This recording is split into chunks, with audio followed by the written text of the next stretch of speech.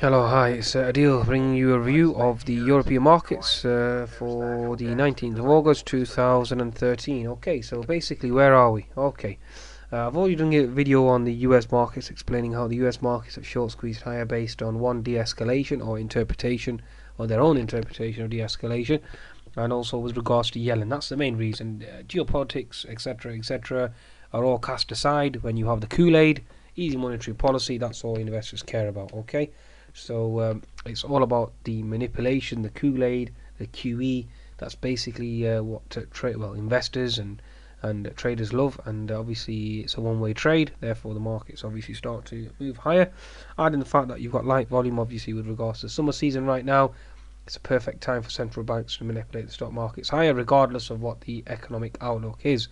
Okay, so as we all know, Russian sanctions are biting and hurting Europe. Yet, still, US markets are going higher, so therefore European markets have to follow. Asian markets are higher overnight, therefore European markets have to follow.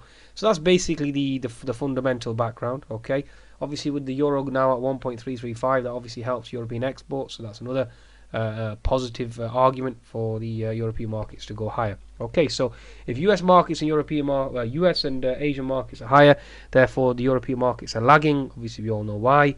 Okay, and if there is signs of de-escalation, etc., therefore European markets now need to play catch up. That's the thought process. So if they need to play catch up, let's see where they are positioned from a technical perspective. Okie dokie. So this is a chart of the Euro stocks. Okay.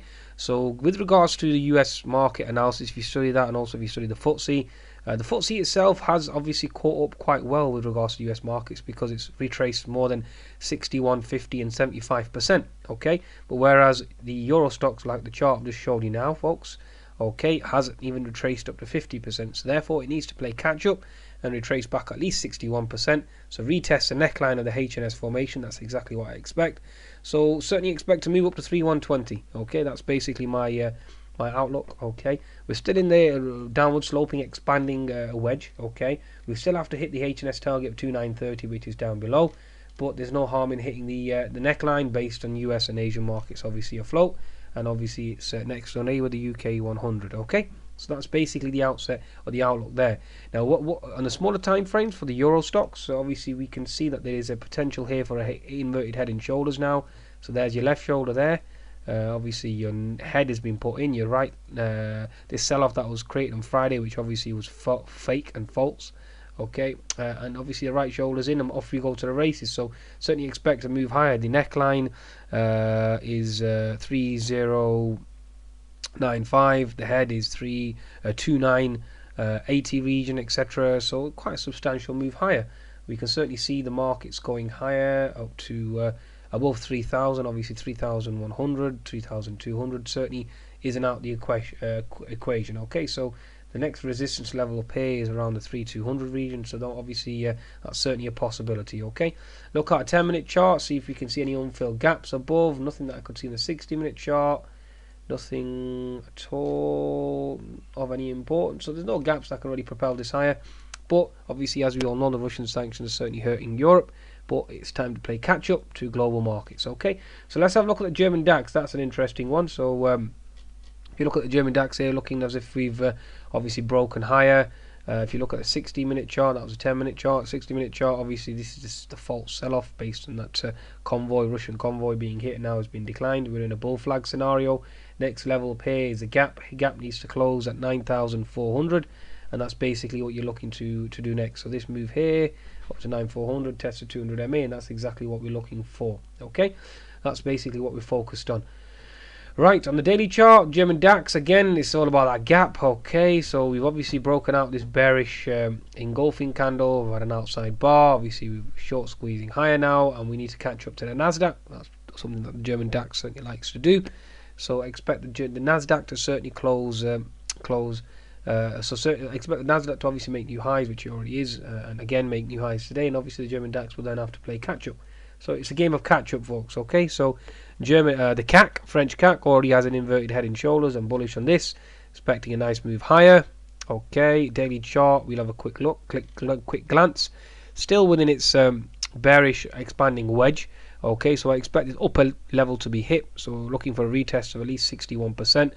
where previous support equals resistance. So 4,300 certainly on the cards there. Okay, just bear in mind that there is an unfilled gap above. That will more likely than not be filled when QE certainly is announced by Draghi. Okay, but until now, that's literally what we're looking for. Okay, and a retest, obviously, the H&S neckline is certainly not the equation, because the downside target is 4,040.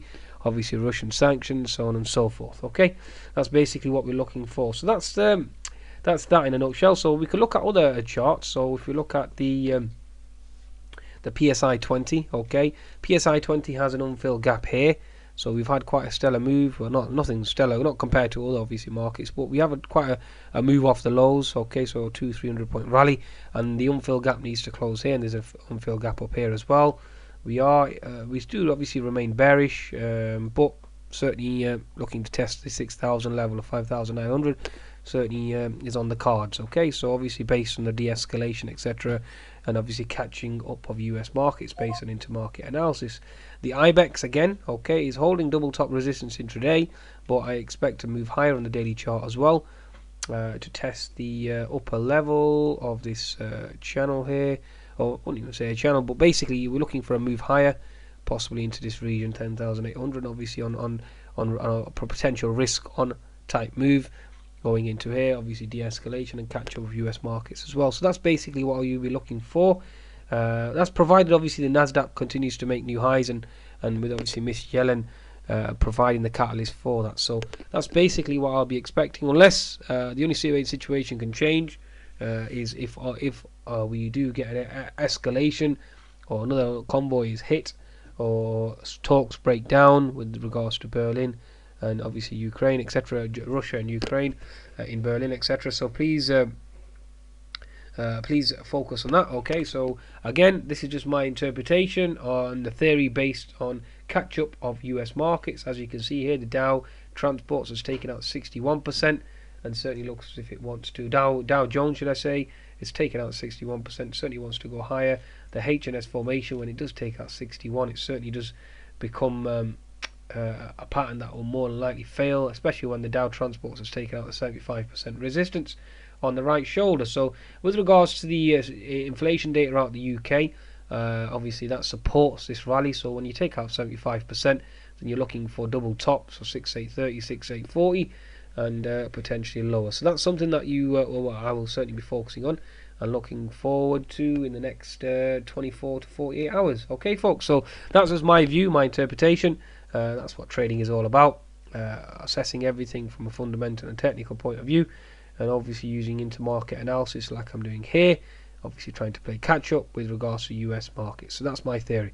Okay, folks, so risk on, risk off, wax on, wax off. Goodbye now.